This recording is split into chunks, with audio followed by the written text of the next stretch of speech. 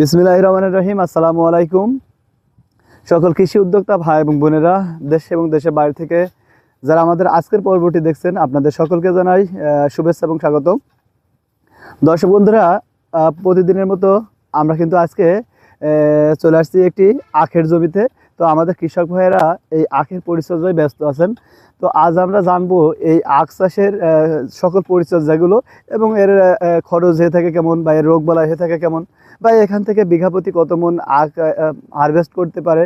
তো টোটালি একটা আখ চাষের সম্পূর্ণ তথ্যচিত্র আজকে আপনাদের মাঝে তুলে ধরার চেষ্টা করব। আমি মাহমুদুল হাসান। তো সম্পূর্ণ প্রতিবেদন জুড়ে আমাদের সাথেই থাকুন এবং উপভোগ করুন আজকের এই আখ চাষের দারুণ তথ্যচিত্র। তো চলুন আমরা কথা বলি আমাদের কৃষক ভাইয়ের সাথে।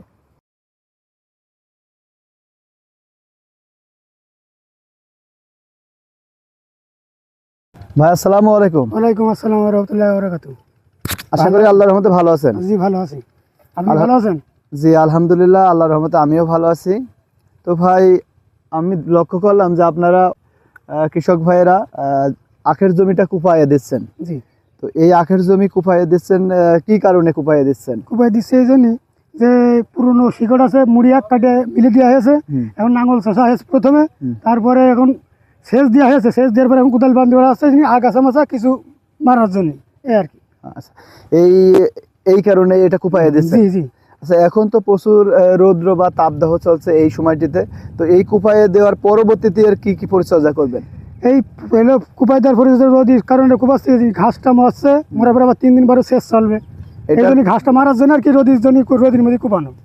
মানে এটা কুপায়ে দিচ্ছেন যাতে ঘাসটা মারা যায়, মানে আগাছাটা দমন হয়ে যায়, এবং এর 3 দিন পরে আবার সেচ প্রদান করবেন। জি। আচ্ছা, সেচ প্রদান করলে কি হবে? সেচ প্রদান পরে এবার আবার সার দেবো। সার দেবেন? সেচের কয়দিন পরে সার দেবেন? 3 থেকে মানে 2 দিন দিলে ভালো হয়। নরম নরম সার দিলে, এখন খরার যুগ তো, সার দিলে সারটা ধরে উঠবে, সার দিতে হবে। আচ্ছা, কি কি সার আপনি এই সময়টিতে দেবেন? সার দিতে হবে ফসফেট, পটাশ, ইউরিয়া, এদিকে আবার ওষুধ, যে কোনো প্রোডাক্ট বুনতে হবে আর কি। আচ্ছা, এই বিঘা প্রতি কোনো নিয়ম আছে যে কয় কেজি করে দিতে হবে? নিয়ম নেই, আমরা মনোক্তি দিই। তারপর বিঘায় ধরো 2 কেজি প্রোডাক্ট দিই। 2 কেজি ফুরাডান দেন, আর কি দেন? আর ফসফেট ধরো 15 KG, urea 10 KG, potash 15 KG দিয়ে বিঘা প্রতি সার দিয়ে ভালো করে মিক্স করে বুনে দেন। সর্বোপরি আপনি এই আখ চাষের সাথে আছেন কত বছর ধরে ভাই? আমার ব্যবসা ধরো আজ বহুত দিন তো করে আসে, আজ 10-15 বছর ধরে আছি। এখন বর্তমানে আপনার কত বিঘা আগের জমি আছে? 4.5 বিঘা আছে। 4.5 বিঘা। এই আখগুলো কোথায় নিয়ে যান আপনারা? আমরা ডাইরেক্ট সরাসরি মিলে নিয়ে যাই। সরাসরি মিলে নেন। এই আখ চাষ করে কি লাভবান হওয়া যায়? জি, লাভবান হওয়া যায়। এর খরচ কেমন? যেহেতু খরচ এখন ধরো কোপেতে সেচেতে হিসাব করতে গেলে 80 লোকের লস, তারপরেও লাভ। ধরো আমরা এই কথায় ধরো জাতি লাস্টে ধরো 10,000 টাকা খরচ আছে। প্রচুর পরিমাণ খরচ হয়। বিঘা প্রতি কেমন খরচ হয়? বিঘা প্রতি খরচ হয় ধরো বান্ধাতে, কোপেতে, নাঙ্গল ধরতে পারি না, সেচেতে হিসাব করতে গেলে ধরো 18-20 টাকা খরচ হয়ে যাবে। 18-20 টাকা? আর বান্দা নিয়ে মিলি 18-20 টাকা খরচ। 33% 1 বিঘা জমিতে 18-20 টাকা খরচ হবে, মানে হারভেস্ট করে মিলি নিয়ে যাওয়া পর্যন্ত। আচ্ছা, আপনারা এর দাম পান কেমন? দাম এই মাত্র 240 টাকা করে বাড়াচ্ছে। এবার একটু পড়তে হয়, সেই জন্য খরচের হার বেড়ে গেছে। সেই জন্য চাষিরা সবাই কমপ্লেন দেবে, আখের বৃদ্ধি বাড়ায়, দাম বাড়ায় আছে। দাম বাড়ানোর কারণে এবার একটু চাষিদের মানে একটু আগ্রহ দিয়েছে একটু। আচ্ছা, এই যে আপনার এই 1 বিঘা থেকে 33% 1 বিঘা থেকে কত মন আখ হয়ে থাকে? এখন আখ খাইলো ট্রিটমেন্টের পরে সবকিছু, বুঝলেন? এখন যে যেরকম ট্রিটমেন্ট করে তার সেরা হবে। কারোর বিঘায় 4 গাড়ি হয়, কারো 8 গাড়ি হয়, কারো 7 গাড়ি হয়, মানে শুধু ট্রিটমেন্টের কারণে। আচ্ছা, আপনি যে চাষ করেন 4.5 বিঘা, তো আপনি এখান থেকে বিঘা প্রতি কেমন পান? এখানে খরচ খরচা করে 350 মন, অর্থাৎ 6 ফুট দিয়ে হয়েছে, 6 গাড়ি আখ। 350 মন? 350 মন। আচ্ছা, 350 মনের আপনি মন পান কত করে দাম? মন হলো 240 টাকা মন। তো আপনি যেটা বললেন যে 1 বিঘা জমি থেকে 33% 1 বিঘা জমিতে প্রায় 20 থেকে 25,000 টাকা খরচ হয় মিলে নিয়ে যাওয়া পর্যন্ত, এবং এই আখ আপনার বিঘা প্রতি হয়ে থাকে 350 মন বা তার একটু কম বা বেশি, যেরকম ট্রিটমেন্ট করবে সেরকম হবে। আর মন প্রতি দাম পেয়ে থাকেন 240 থেকে 50 এরকম নাকি? তো তার মানে এখানে একটা যদি হিসাব করা হয় তো প্রায় 85,000 টাকা আপনার 1 বিঘা থেকে আপনি আখ পেয়ে থাকছেন। এইটা লাগানো থেকে শুরু করে কত মাসে হারভেস্ট করা যায়? ধরো 1 বছর ফুল লেগে যায়। 1 বছর ফুল লেগে যায়। 1 বছর ফুল। আচ্ছা, এই আখের বয়সটা কেমন এখন? এখন এই যে এই আখের বয়স হলো 2 মাস 3 মাস পড়ে গেছে। 3 মাস পড়েছে। এখনো কতদিন পরে এই আখ হারভেস্ট হবে? অজ্ঞান মানুষ তো শেষ হয়ে যাবে, শেষে লাস্টে চৈত পার হয়ে যাবে, লাস্টে চৈত পার হয়ে যাবে, উঠোতে তার মানে 1 বছর ফুল। 1 বছর। তো 1 বছর এর খরচটা একটু কম আছে আমার মনে হচ্ছে, হ্যাঁ। যে খরচটা কম এবং পরিচর্যাটাও কম। এর প্রধান যে পরিচর্যাটা রয়েছে আগাছাটা দমন এবং এর সেচ ব্যবস্থাটা ভালো রাখা। এখন হ্যাঁ ট্রিটমেন্টটা এখানে না দিলে আগে ফলন কম বেশ হবে। আর এছাড়াও কি আর এর অন্য কোনো রোগ বালাই হয়ে থাকে?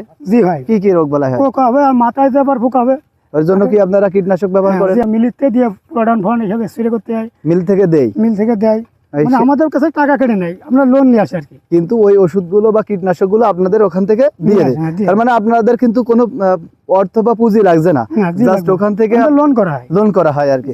ওনারা দিচ্ছে, আপনারা চাষ করছেন, তারপরে আবার এই আখ নিয়ে যে ওখানে দিচ্ছেন, তারপরে আবার টাকা কেটে নিয়ে বাদ বাকি টাকা আপনারা দিয়ে দিচ্ছে নাকি? তাহলে তো এই আখ চাষ একটা লাভজনক চাষ মনে করা হয়। লাভজনক চাষ কিন্তু মনে করে এখন বর্তমানে হয় কি জানি, এখন বিভিন্ন চাষের খরচ বেশি, খরচ বেশি। লস হয়ে আছে। চাষ বলতে চাষের পর লস, তারপরে এই একটা করে বছর সিজনে কিছু টাকা এক জায়গায় জমা পাওয়া যায়, এটা হলো লাভ। এইটাই হলো লাভ, যে একবারে অর্থটা আপনি পাচ্ছেন। তো ঠিক আছে ভাই, আপনাকে অসংখ্য ধন্যবাদ আমাদের সাথে থাকার জন্য। সুস্থ থাকবেন, ভালো থাকবেন। আসসালামু আলাইকুম। দর্শক বন্ধুরা, আমরা কিন্তু আমাদের কৃষক ভাইয়ের সাথে কথা বললাম। তো এই মুহূর্তে এই রোদের ভিতরে তারা জমিটা কুপাইয়ে দিচ্ছে ভালো করে, যে জমিতে যে আগাছাগুলো রয়েছে এই আগাছাগুলো দমন করার জন্য, এবং এই কুপানোর পরে 2 থেকে 3 দিন পরে একটি সেচ প্রদান করবে। তো যার ফলে হবে কি, আখের গতিটা বাড়বে বা সুস্থ সবল থাকবে। এবং এই সেচের 2 থেকে 3 দিন পরে কিন্তু এর প্রয়োজনীয় যে খাবার, রাসায়নিক খাবারগুলো, যে সারগুলো, সেইগুলো এই জমিতে ছিটিয়ে দেবে। তাহলে এই আখের গ্রোথটা ভালো থাকবে। এছাড়াও এর প্রধান যে রোগবালাইগুলো রয়েছে, তো তার মধ্যেও যেটা আমরা জানতে পারলাম যে পোকার আক্রমণ। তো তারা কিন্তু এই পোকার জন্য সঠিক ব্যবহার করে থাকে সঠিক সময়ে। তো আপনারা যারা নতুন করে আখ চাষ করতে চান, তো আখ চাষ কিন্তু একটা অনেক লাভবান একটি চাষ।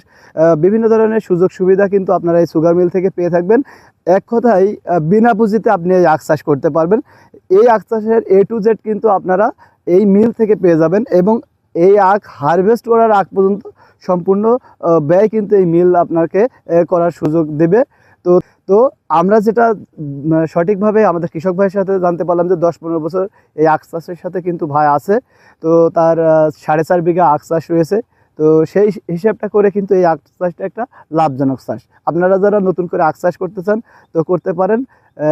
সঠিক পরিচর্যা করলে আপনি এখান থেকে লাভবান হতে পারবেন ইনশাল্লাহ। তো সবার সুস্বাস্থ্য কামনা করে আজকের পর্ব আমরা এখানেই শেষ করছি। সবাই ভালো থাকবেন, সুস্থ থাকবেন। আসসালামু আলাইকুম।